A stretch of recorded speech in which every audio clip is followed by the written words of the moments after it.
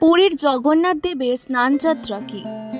রথযাত্রা ও স্নানযাত্রা শব্দদূরের সাথে সরাসরি জড়িয়ে আছেন শ্রীক্ষেত্র পুরীধামে শ্রী শ্রী জগন্নাথ দেব।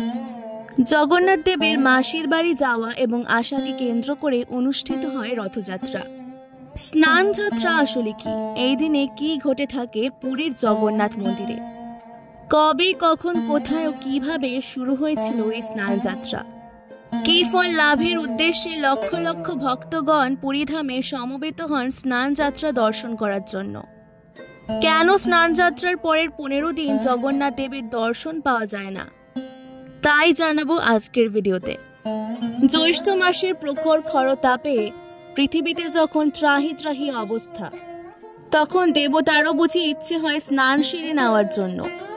আর জগন্নাথ দেবের সেই স্নানযাত্রার তিথিটি হচ্ছে জ্যৈষ্ঠ পূর্ণিমা বা দেবস্নান পূর্ণিমা।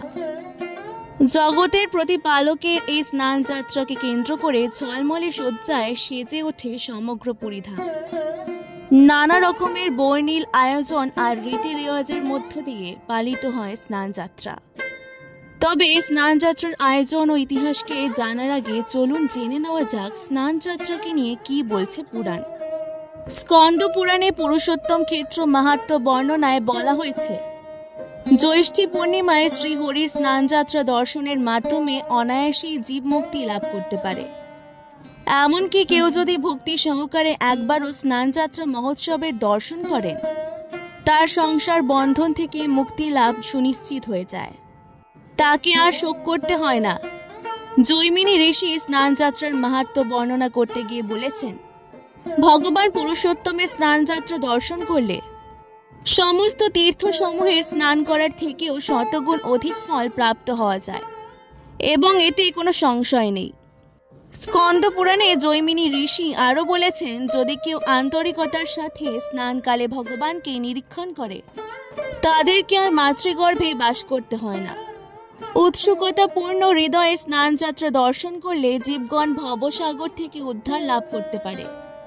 পরম আনন্দ সহকারে স্নানযাত্রা দর্শন করলে মানুষ আজন্ম যা পাপ করেছে তা বিনষ্ট হয়ে যায়। এবার আসুন জেনে নেওয়া যাক স্নানযাত্রা কি। জ্যৈষ্ঠ পূর্ণিমার মহেন্দ্রক্ষণে জগন্নাথকে স্নান করানোর যে আয়োজন, সেটি হচ্ছে স্নানযাত্রা। স্কন্দ পুরাণ অনুসারে রাজা ইন্দ্রদম্ন যখন জগন্নাথ দেবের কাঠের বিগ্রহ প্রতিষ্ঠা করেন, তখন থেকেই শুরু হয় এই স্নানযাত্রা উৎসব। অর্থাৎ এই দিনটিকে জগন্নাথ দেবের আবির্ভাব তিথি বা জন্মদিন হিসেবে পালন করা হয় সমগ্র পুরীধামে। এই কারণে দেবস্নান পূর্ণিমার পূর্ণ তিথি এবং স্নানযাত্রা উৎসব প্রভু জগন্নাথের সকল ভক্ত তথা বৈষ্ণবদের জন্য একটি অত্যন্ত শুভ দিন।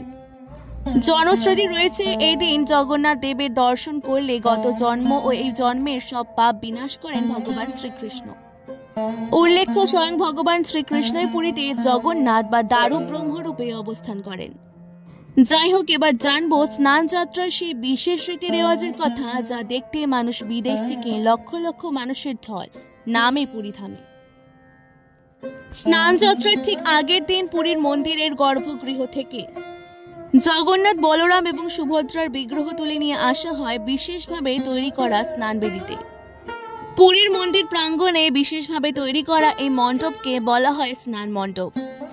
এটি এত উঁচু যে মন্দির প্রাঙ্গণের বাইরে থেকেও বেদিতে উপবিষ্ট বিগ্রহসমূহ স্পষ্টভাবে অবলোকন করা যায়। শুধু তাই নয়, নানা রকমের ঐতিহ্যবাহী ফুল, বাগান ও গাছের চিত্রকল্প দ্বারা সজ্জিত করা হয় স্নান মণ্ডপটিকে। এরপর আসে স্নানযাত্রার দিন। এই দিন মন্দিরের দেবতা বিগ্রহদের স্নানের জন্য জল সংগ্রহ করেন পুরোহিতগণ। আপনারা জেনে অবাক হবেন, শুধুমাত্র জগন্নাথ দেবকে স্নান করানোর জন্য পুরীতে রয়েছে সোনা কুয়া নামে এক বিশেষ ধরনের কুয়া। শোনা যায় এই কুয়াতে নাকি কখনো সূর্যের আলো পড়েনি। যাই হোক, এই কুয়া থেকে স্নানযাত্রার জল আনেন পুরোহিত এবং সেবকগণ।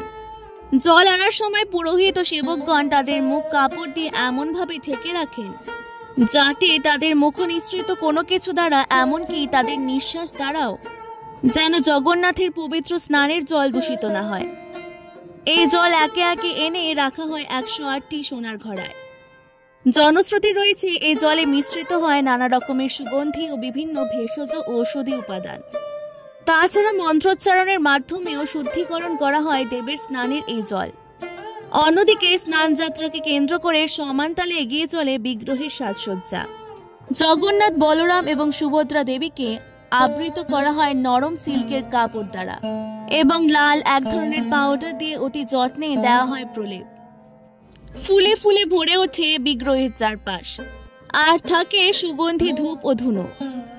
এরপর শুরু হয় মূল স্নান পর্ব।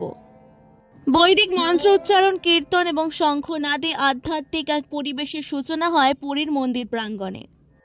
আর সেই স্বর্গীয় পরিবেশে তালে তালে চলে জগন্নাথের জলাভিষেক। ক্রমে ক্রমে 108 ঘড়া জলে স্নান কার্য সম্পন্ন হয় জগন্নাথ দেবের গজবেশ। স্নানযাত্রার দিন সন্ধ্যাবেলা স্নান পর্বের সমাপ্তির পর জগন্নাথ ও বলভদ্রকে গণেশের রূপে সাজানোর জন্য হস্তিমুখ বিশিষ্ট মস্তক আবরণী পরানো হয়। জগন্নাথের এই রূপটিকে বলা হয় গজবেশ। পাশাপাশি সুভদ্রা দেবী ধারণ করেন পদ্মবেশ। কিন্তু জানেন কি কেন প্রভু জগন্নাথ এই গজবেশ ধারণ করেন? জনশ্রুতি বলছে, একবার কর্ণাট দেশের কানিয়ারি গ্রামের গণপতি ভট্ট নামক একজন ব্রাহ্মণ নীলাচলে স্নানযাত্রায় উপস্থিত হয়েছিলেন। কিন্তু তিনি গাণপত্য বা গণেশের উপাসক ছিলেন বিধায় শ্রী জগন্নাথের মন্দির পরিদর্শনে আগ্রহী ছিলেন না। রাজা তাকে বোঝালেন শ্রী জগন্নাথ সকল দেবদেবীর স্বরূপ বিরাজিত, গণেশ তারই এক রূপভেদ মাত্র। রাজার নানা যুক্তিতে অবশেষে সেই ব্রাহ্মণ মন্দির পরিদর্শনে গেলেন। দিনটি ছিল স্নানযাত্রার দিন। ব্রাহ্মণ গণপতি ভট্ট বিগ্রহ গণের সামনে দাঁড়িয়ে বললেন, হে দারু ব্রহ্ম, আপনি যদি সকল দেবদেবীর স্বরূপে বিরাজিত হন, তাহলে অনুগ্রহ করে আমাকে আমার আরাধ্য দেব শ্রী গণেশের রূপ প্রদর্শন করান। এরপরেই ঘটে গেল এক অলৌকিক ঘটনা। শ্রী জগন্নাথ সেই ব্রাহ্মণের প্রতি অহৈতুকী কৃপা প্রদর্শনের সংকল্প করে নিজেকে গণেশ রূপে পরিবর্তিত করেন। সুরযুক্ত সহাস্য বদন জগন্নাথকে দর্শন করে সেই ভক্ত মহা বিস্ময় ও মহা আনন্দে অভিভূত হয়ে গেলেন। সেই থেকে স্নানযাত্রার পর নিয়মিত রূপে শ্রী জগন্নাথ ও বলরামের স্নান বেদিতে গণেশ বেশ এবং সুভদ্রা দেবীর পদ্মবেশ হয়ে থাকে। তাই বলা হয় জগন্নাথ মহাপ্রভু পঞ্চদেবতার স্বরূপেই প্রকাশিত হন। শয়নে তিনি শ্রী নারায়ণ, গমনে তিনি শ্রী সূর্য, ভোজনে তিনি রুদ্র, স্নানে তিনি শ্রী গণেশ এবং রত্নবেদিতে তিনি আদ্যা মহাবিদ্যা শ্রী দক্ষিণা কালিকা। যাই হোক, স্নানযাত্রা শেষে প্রথাগত বিশ্বাস অনুসারে জগন্নাথ প্রতীকে অসুস্থ হয়ে পড়েন,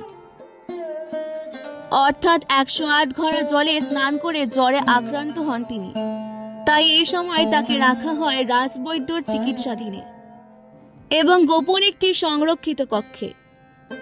জগন্নাথের এই অসুস্থতার পর্যায়টি অনাসর নামে পরিচিত ভক্তদের কাছে। এই সময় ভক্তেরা দেবতা জগন্নাথের দর্শন পান না। তাদের দর্শনের জন্য বিগ্রহের পরিবর্তে মূল মন্দিরে রাখা হয় 3টি পটচিত্র। কথিত আছে রাজবৈদ্যের আয়ুর্বেদিক পাচন খেয়ে এক পক্ষকাল তথা 15 দিনের মধ্যে সুস্থ হয়ে ওঠেন জগন্নাথ দেব। তারপর 16তম দিনে দাদা বলরাম ও বোন সুভদ্রাকে নিয়ে রথে চেপে চলে যান মাসির বাড়ি তথা গুন্ডিচার মন্দিরে। আর এই মাসির বাড়ি যাওয়াকেই বলা হয় রথযাত্রা। জেনে রাখা ভালো, 108 ঘড়া জলে স্নান করার ফলে জগন্নাথ বিগ্রহ বিবর্ণ হয়ে পড়ে। তাই 15 দিনে জগন্নাথ দেবকে আগের নবসাজে ফিরিয়ে আনা হয় এবং 16তম দিনে জগন্নাথ দেবকে আবার সবার দর্শনের জন্য উন্মুক্ত করা হয়।